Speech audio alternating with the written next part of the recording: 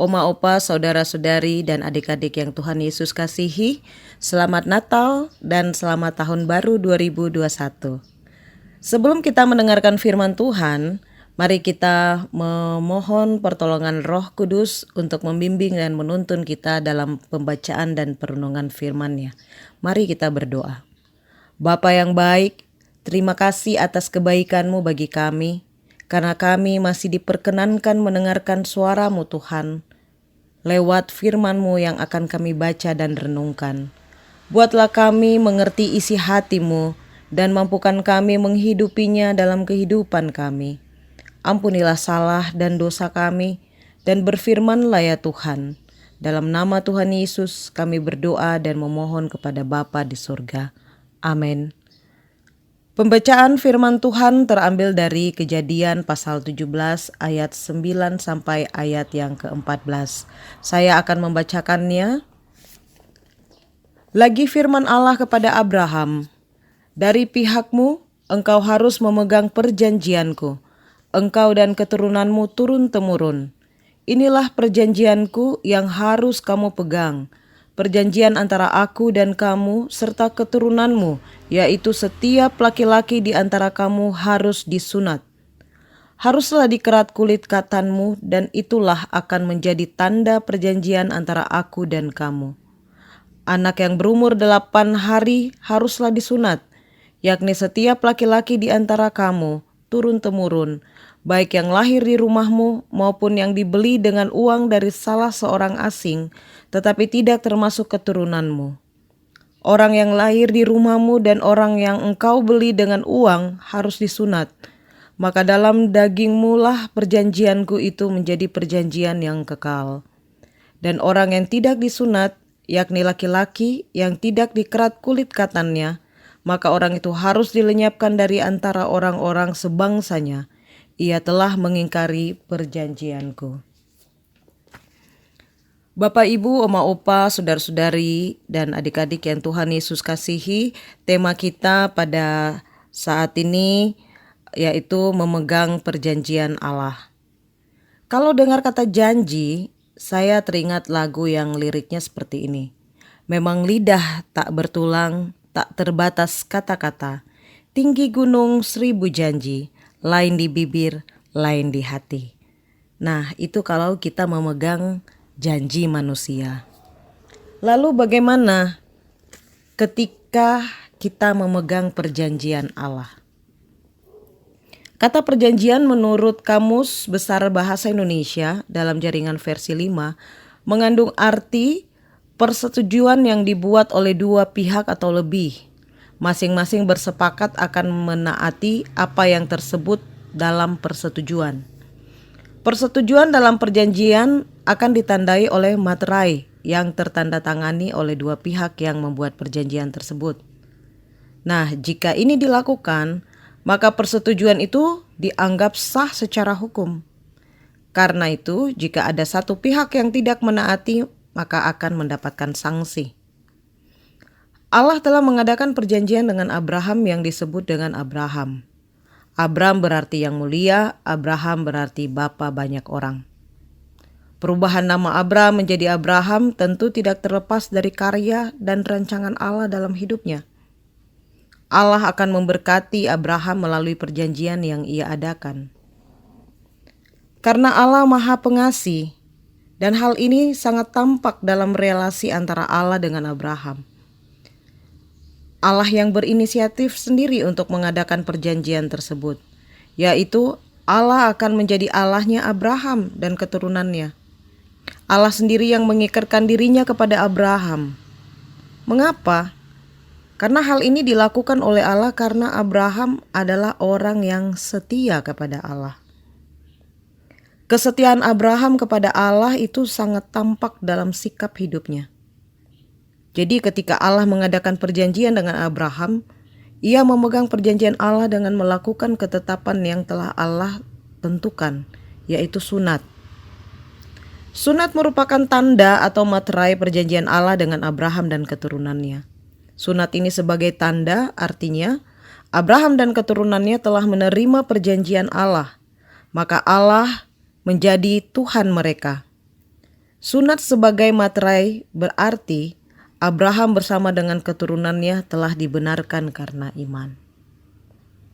Lalu bagaimana Bapak Ibu, Oma Opa, Saudara-saudari, adik-adik aplikasi di dalam konteks kehidupan kita saat ini? Manusia yang beriman kepada Tuhan Yesus telah memperoleh kebenaran melalui kematian dan kebangkitannya. Karena itu dalam konteks kehidupan orang beriman saat ini, sunat yang dilakukan oleh Abraham dan keturunannya bukanlah sebuah kewajiban yang harus ditaati. Ketaatan kepada Allah tidak hanya terlihat melalui sunat yang dilakukan seperti Abraham dan keturunannya, melainkan akan nampak melalui sikap hidup yang tetap memelihara kebenaran sebagaimana yang telah Tuhan Yesus ajarkan. Nah, jika hal ini dilakukan oleh orang yang beriman kepada Tuhan Yesus, maka dapat dikatakan orang beriman memegang perjanjian Allah. Sebagai manusia yang memiliki keterbatasan, tentu tidak mudah untuk melakukan perkataan Allah dalam ketaatan. Terlebih ketika seseorang diperhadapkan dengan pergumulan. Apalagi saat ini kita semua sedang menghadapi pergumulan yang sangat berkepanjangan karena efek pandemi COVID-19. Sangat-sangat menguji iman orang percaya. Orang yang beriman ketika sadar akan keterbatasan dirinya sebagai ciptaan, hendaknya datang kepada Allah. Apa tujuannya? Yaitu memohon kekuatan dan hikmat agar tetap dapat memegang perjanjian dengan Allah. Karena hanya Allah saja yang dapat memberikan kekuatan dan hikmat itu. Memegang perjanjian yang Allah berikan dalam konteks saat ini tentu berbeda dengan zaman Abraham. Yang kita lakukan ialah bersikap taat dan setia dalam kekudusan hidup yang Tuhan Yesus berikan. Dan hal ini akan tampak melalui tugas dan tanggung jawab yang dikerjakan. Baik itu tugas dan tanggung jawab kita baik sebagai seorang suami, istri, sebagai orang tua, sebagai anak-anak, sebagai oma dan opa. Sebagaimana peran kita masing-masing dalam tugas tanggung jawab yang Tuhan percayakan bagi kita.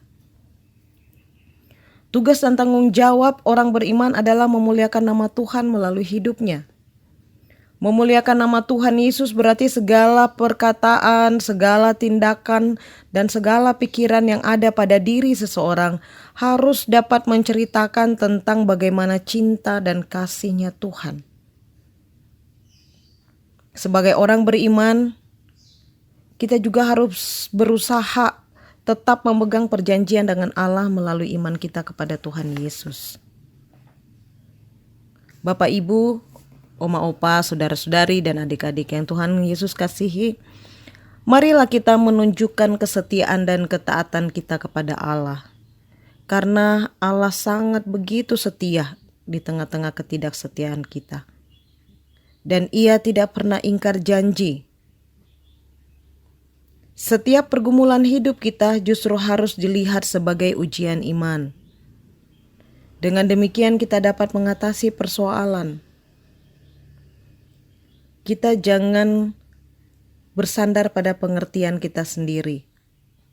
Kita menganggap bahwa Tuhan tidak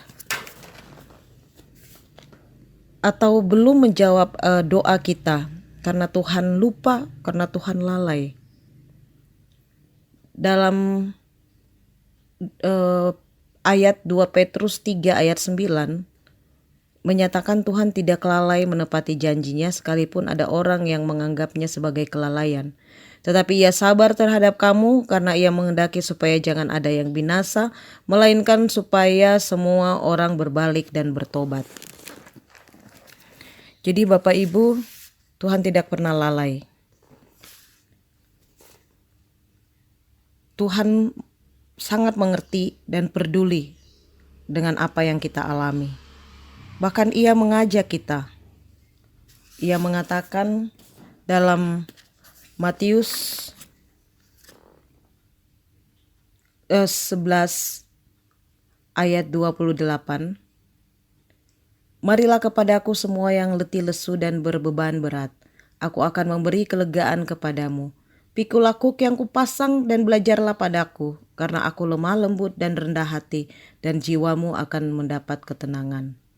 Bapak, Ibu, oma, opa, saudara-saudari, adik-adik, masalahnya adalah, adakah kita datang kepada Tuhan dan meminta hikmat dan kekuatannya dan belajar daripadanya, sehingga kita bisa melewati setiap persoalan hidup yang kita alami?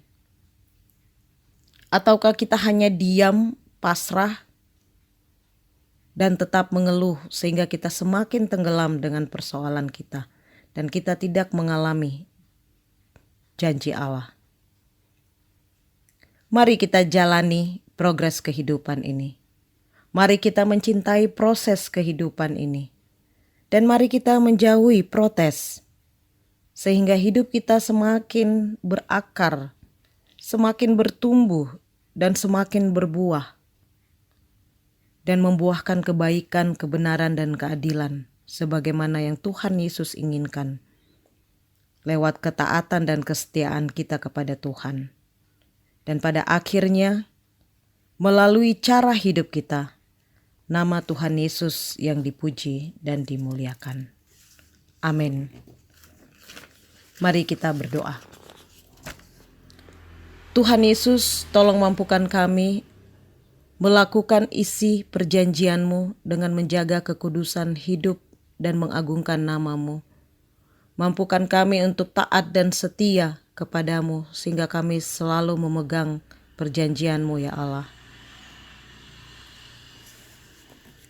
Kami mau berdoa, kami sebagai suami, kami sebagai istri, kami sebagai orang tua, kami sebagai oma opa, kami sebagai anak-anak. Kiranya Tuhan Yesus memberkati kami semua sehingga kami dapat melakukan tugas dan tanggung jawab kami sesuai peran kami masing-masing. Dan keluarga kami senantiasa memiliki sukacita dan damai sejahtera daripada-Mu.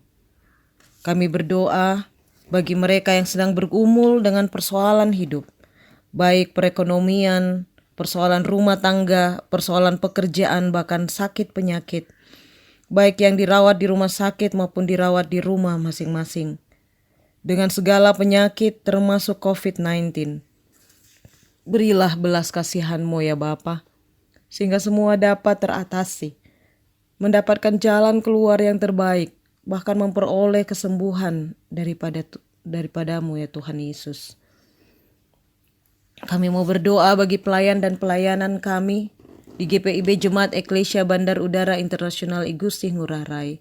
Kiranya Tuhan Yesus memberkati sehingga kami sebagai pelayan Tuhan, baik pendeta, penatua, diaken, unit-unit misioner, panitia-panitia, BPPJ, Satgas COVID-19, pegawai gereja, dan semua yang terlibat di dalam pelayanan, bahkan seluruh jemaat Tuhan, mampukan kami menjalankan tugas dan tanggung jawab kami, sehingga jemaat Tuhan semakin dikuatkan dalam persekutuan, semakin bertumbuh di dalam iman percaya kepada Tuhan Yesus. Kami berdoa juga bagi para pemimpin bangsa dan negara kami, presiden, wakil presiden, para menteri, dan juga pemimpin-pemimpin baik yang ada di pusat-pusat kota maupun ada di pelosok daerah, termasuk di Pulau Bali ini. Tuhan Yesus, mari kiranya Engkau memberkati tugas dan tanggung jawab mereka, sehingga mereka dapat mengatasi setiap persoalan yang ada di berbagai bidang, sehingga dalam pengambilan keputusan-keputusan mereka diberikan hikmat daripada-Mu Tuhan, sehingga semua boleh mendatangkan kebaikan, keadilan, damai sejahtera bagi masyarakat Indonesia. Berkati juga TNI dan Polri yang menjaga keamanan, ya Tuhan. Dan juga kami menyerahkan akan seluruh hidup dan kehidupan kami ke dalam tangan-Mu yang penuh kasih. Inilah doa dan permohonan kami, ya Bapa. Dalam pengasihan-Mu kami mohon, sempurnakanlah dengan doa yang Tuhan Yesus ajarkan bagi kami. Bapa kami yang di sorga, dikuduskanlah namamu, datanglah kerajaanmu, jadilah kehendak-mu di bumi seperti di surga. Berikanlah kami pada hari ini makanan kami yang secukupnya, dan ampunilah kami akan kesalahan kami, seperti kami juga mengampuni orang yang bersalah kepada kami, dan janganlah membawa kami ke dalam pencobaan, tetapi lepaskanlah kami daripada yang jahat, karena Engkau yang punya kerajaan dan kuasa dan kemuliaan sampai selama-lamanya. Amin. Tuhan Yesus memberkati kita semua.